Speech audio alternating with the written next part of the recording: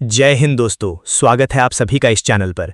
दोस्तों, देश भर के लाखों लाख केंद्रीय कर्मचारी 70 लाख से अधिक पेंशन धारकों की सैलरी, पेंशन एरियर, महंगाई भत्ते, 8वें केंद्रीय वेतन आयोग का 18 महीने arrear, additional pension, fixed medical allowance को लेकर केंद्र की ओर से एक साथ कई बड़े अपडेट जारी कर दिए गए हैं। सभी केंद्रीय कर्मचारी 65 लाख पेंशन धारकों के लिए कार्मिक मंत्रालय और वित्त मंत्रालय से महत्वपूर्ण दिशा निर्देश भी जारी। सभी कर्मचारी 65 लाख पेंशन धारकों के लिए आज का वीडियो काफी महत्वपूर्ण रहने वाला है।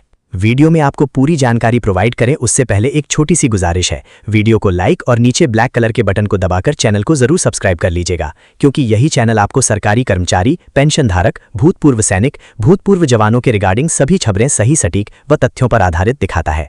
तो चलिए दोस्तों, ऐसे में ज्यादा समय ना लेते हुए आज की सभी खबरों को विस्तारपूर्वक जान लेते हैं। तो चलिए दोस्तों, बिना समय गवाए आज की सबसे बड़ी अपडेट। दोस्तों, 11 मई 2026 को नई दिल्ली में JCM यानी जॉइंट कंसल्टेंसी मशीनरी की 49वीं राष्ट्रीय परिषद बैठक आयोजित की गई। ये बैठक कैबिनेट सचिव की अध्यक्षता में दोपहर 3 बजे आयोजित की गई है। इस बैठक में स्टाफ साइड की ओर से शिव गोपाल मिश्रा जी और उनकी टीम शामिल हुई और सरकार के भी कई अधिकारी मौजूद रहे। वहीं दोस्तों, आपकी जानकारी के लिए बता दें, इस बैठक की खास बात यह भी रही कि JCM योजना के 60 वर्ष पूरे होने पर डायमंड जुबली भी मनाई गई। सरकार की तरफ से JCM की भूमिका की सराहना की गई और कर्मचारी तथा पेंशनरों के हित में लगातार संवाद बनाए रखने की बात कही गई। अब दोस्तों, बात करते हैं उस बड़े मुद्दे की जो इस बैठक में उठाए गए। सबसे पहली और बड़ी मांग अतिरिक्त पेंशन यानी एडिशनल पेंशन को लेकर। दोस्तों, वर्तमान नियमों के अनुसार अतिरिक्त पेंशन का लाभ 80 वर्ष की उम्र के बाद शुरू होता है, लेकिन स्टाफ साइड की ओर से मांग रखी गई कि इसे घटाकर 65 वर्ष शुरू किया जाए। प्रस्ताव में कहा गया 65 वर्ष की आयु पर 5% अतिरिक्त पेंशन प्रदान की जाए, 70 वर्ष पर 10% अतिरिक्त पेंशन प्रदान की जाए और 75 वर्ष पर 15% अतिरिक्त पेंशन दी जानी चाहिए। दोस्तों, इसके पीछे सबसे बड़ा तर्क दिया गया कि बहुत से पेंशनर 80 वर्ष की उम्र तक नहीं पहुंच पाते हैं। ऐसे में उन्हें इस सुविधा का वास्तविक लाभ नहीं मिल पाता है। इसलिए कम उम्र से ही अतिरिक्त पेंशन लागू की जानी चाहिए ताकि बुजुर्ग पेंशन धारकों को समय पर राहत मिल सके। अब दोस्तों, दूसरी बड़ी मांग थी फुल फैमिली पेंशन को लेकर। जैसा कि आप सभी जानते हैं, वर्तमान नियम के अनुसार पेंशनर की मृत्यु के बाद परिवार को सीमित फैमिली पेंशन मिलती है।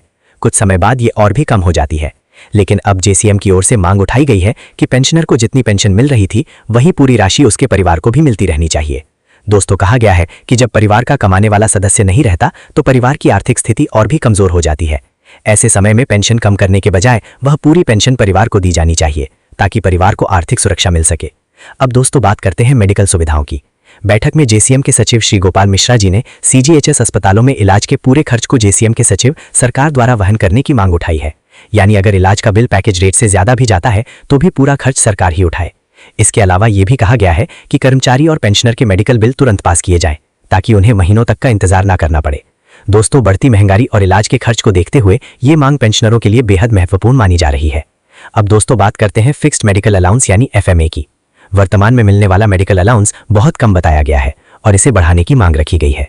JCM के सचिव श्री शिव गोपाल मिश्रा जी के द्वारा यह प्रस्ताव दिया गया है कि बात करते हैं FMA यानी फिक्स्ड मेडिकल अलाउंस को 3000 रुपए प्रति महीना किया जाना चाहिए ताकि पेंशन धारकों को राहत मिल सके। हालांकि कई पेंशनरों का कहना है कि आज के समय में 3000 रुपए भी काफी नहीं है, क्योंकि दवाइयों और इलाज का खर्च बहुत ज्यादा बढ़ चुका है। लेकिन फिलहाल सरकार के सामने 3000 रुपए की आधिकारिक मांग रखी गई है। अब दोस्तों, बात करते हैं एक और महत्वपूर्ण मुद्दे की, CGHS लाभार्थियों को भी। CGHS के तहत अपने माता पिता या सास ससुर में से किसी एक को डिपेंडेंट चुनने की सुविधा देने की मांग की गई है। दोस्तों, ये मांग लंबे समय से उठाई जा रही थी, क्योंकि बहुत से कर्मचारी अपने माता पिता की जिम्मेदारी उठाते हैं जबकि कुछ लोग सास ससुर की देखभाल करते हैं। ऐसे में किसी एक डिपेंडेंट चुनने की सुविधा मिलने से कर्मचारियों को बड़ी राहत मिल सकती है। अब दोस्तों, इस मीटिंग में एक बार फिर मांग उठाई गई है ओल्ड पेंशन स्कीम यानी कि OPS को लेकर। स्टाफ साइड ने सरकार से कहा है NPS और UPS की जगह फिर से OPS ओल्ड पेंशन स्कीम को बहाल किया जाना चाहिए। लिए ओल्ड पेंशन स्कीम को लागू किया जाना चाहिए, क्योंकि कर्मचारियों का कहना है कि OPS में रिटायरमेंट के बाद ज्यादा सुरक्षा और स्थिरता मिलती है। दोस्तों, OPS का मुद्दा पिछले कई वर्षों से लगातार चर्चा में बना हुआ है और इस बैठक में इसे प्रमुखता से भी उठाया गया है। दोस्तों, इसके अलावा अनुकंपा नियुक्तियों को लेकर भी बड़ी मांग रखी गई है। वर्तमान में 5% की सीमा लागू है, जिसके कारण कई जरूरतमंद परिवारों को नौकरी नहीं मिल पाती है। अब मांग उठाई गई है कि इस सीमा को घटाया जाए ताकि मृतक कर्मचारी के परिवार को ज्यादा राहत मिल पाती है सके। अब दोस्तों, बात करते हैं प्रमोशन यानी पदोन्नति की। बैठक में विभागीय पदोन्नति समितियां यानी DPC में हो रही देरी पर चिंता जताई गई है। मांग रखी गई है कि जिन कर्मचारियों के प्रमोशन समय पर नहीं हो पाए हैं उन्हें पिछली तारीख से लाभ दिया मांग रखी गई है। दोस्तों, कई कर्मचारियों का प्रमोशन वर्षों से अटका रहता है, जिससे उन्हें आर्थिक नुकसान होता है। इसलिए इस मुद्दे को भी गंभीरता से उठाया गया है। अब बात करते हैं सबसे महत्वपूर्ण बात, सरकार ने इन मांगों पर क्या कहा। दोस्तों, कैबिनेट सचिव की ओर से आश्वासन दिया गया है कि इन सभी मांगों पर गंभीरता से विचार किया जाएगा। संबंधित मंत्रालयों से चर्चा करके इसका समाधान निकालने की कोशिश की जाएगी। इसके साथ ये भी कहा गया कि बैठक में विस्तृत मिनट्स आने वाले दिनों में जारी किए जाएंगे, जिनमें कई और महत्वपूर्ण जानकारी सामने आ सकती है। दोस्तों, फिलहाल इस बैठक में यही बड़ी अपडेट निकलकर सामने आई है। अब पूरे देश के कर्मचारी और पेंशन धारकों की नजर सरकार के अगले फैसले पर बनी हुई है। अगर इन मांगों में से कुछ भी लागू होता है तो लाखों कर्मचारी और पेंशन धारकों को सीधा फायदा मिल सकता है। अब चलिए दोस्तों, अगली बड़ी इंफॉर्मेशन की चर्चा कर लेते हैं। दोस्तों, केंद्रीय कर्मचारी पेंशन धारकों के लिए जुलाई 2026 का महीना काफी महत्वपूर्ण रहने वाला है। जुलाई 2026 का वही महीना जिसमें कर्मचारी पेंशन धारकों को हर साल उम्मीद रहती है कि हमारी सैलरी पेंशन बढ़ेगी, लेकिन इस बार आपकी उम्मीद से ज्यादा सैलरी पेंशन बढ़ सकती है। आपकी जानकारी के लिए बता दें कि केंद्र सरकार साल में 2 बार महंगाई भत्ते और महंगाई राहत के आंकड़े में संशोधन करती है और उसी के तहत जुलाई 2026 में एक बार फिर संशोधन किया जाएगा। महंगाई भत्ते महंगाई राहत को बढ़ाया जाएगा। आपकी जानकारी के लिए बता दें, महंगाई भत्ता कितना प्रतिशत बढ़ेगा ये इस बात पर निर्भर करता है कि पिछले 6 महीने के उपभोक्ता मूल्य सूचकांक के आंकड़े क्या कहते हैं। आपकी जानकारी के लिए बता दें कि जनवरी, फरवरी, मार्च 2026 के उपभोक्ता मूल्य सूचकांक के आंकड़े जारी कर दिए गए हैं, जिसके बाद उपभोक्ता मूल्य सूचकांक के आंकड़ों के आधार पर महंगाई भत्ते महंगाई राहत में 2% का उछाल दर्ज कर लिया गया है। और अभी आपके लिए अप्रैल, मई और जून कुल मिलाकर 3 महीने का डेटा आना और शेष है, जिसमें यही बढ़ोतरी सामान्यतः बनी रहती है, तो 2% की और बढ़ोतरी दर्ज की जा सकती है। तो ऐसे में जुलाई 2026 में बढ़ने वाला महंगाई भत्ता महंगाई राहत पूरे 4% बढ़ते हुए दिखाई दे सकता है।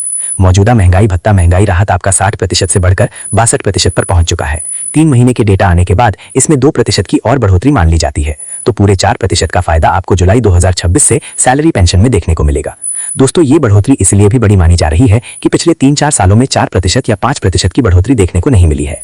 ऐसे में 2-3% की बढ़ोतरी से ही कर्मचारी पेंशन धारकों को संतोष करना पड़ रहा था, लेकिन इस बार अगर 4% की बढ़ोतरी होती है तो वाकई में ये कर्मचारी पेंशन धारकों के लिए बड़ी खुशखबरी साबित हो सकती है। इसके चलते कर्मचारी पेंशन धारकों की सैलरी पेंशन में ठीक ठाक उछाल देखने को मिल जाएगा। अब चलिए दोस्तों, अगली बड़ी इंफॉर्मेशन की चर्चा कर लेते हैं। दोस्तों, आपकी जानकारी के लिए बता दें कि आपके लंबित बकाया 18 महीने एरियर का मामला अब तेजी से चर्चा में आने लगा है।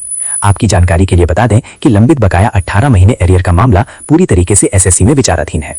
सरकार ने हालांकि देने से इसे साफ तौर पर इनकार कर दिया है, जिसके बाद कर्मचारी संगठन पेंशन धारक संगठनों की पैरवी करते हुए वरिष्ठ वकील ए के तिवारी ने ये मामला एसएससी में लेकर गए हैं, जिसके बाद अब पूरे मामले की सुनवाई चल रही है और सरकार से जवाब तलब किया गया है।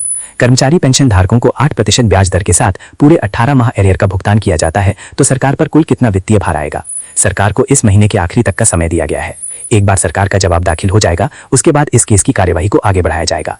उम्मीद है कि सरकार का जवाब जल्द दाखिल होगा, जिसके बाद इस केस की कार्यवाही को आगे बढ़ाया जाए और केस की कार्यवाही को आगे बढ़ाया जाएगा। कर्मचारी पेंशन धारकों के लंबित बकाया 18 माह एरियर के भुगतान के आदेश जारी किए जाए, जिसके बाद केंद्र सरकार को मजबूरन कर्मचारी पेंशन धारकों के लंबित बकाया 18 माह एरियर का भुगतान करना पड़ेगा। हाल ही में सुप्रीम कोर्ट द्वारा पश्चिम बंगाल सरकार को भी आदेश दिए गए थे डीए एरियर भुगतान को लेकर, जिसके बाद पश्चिम बंगाल सरकार ने भी डीए एरियर का भुगतान शुरू कर दिया है और पहली किस्त का भुगतान भी कर दिया है। तो ऐसे में आने वाले समय में केंद्रीय कर्मचारी 65 लाख पेंशन धारकों के साथ भी ये न्याय देखने को मिल सकता है और 18 माह एरियर भुगतान के आदेश आ सकते हैं, जिसके बाद लाखों कर्मचारी पेंशन धारकों के खाते में धन वर्षा हो सकती है। जय हिंद, जय भारत।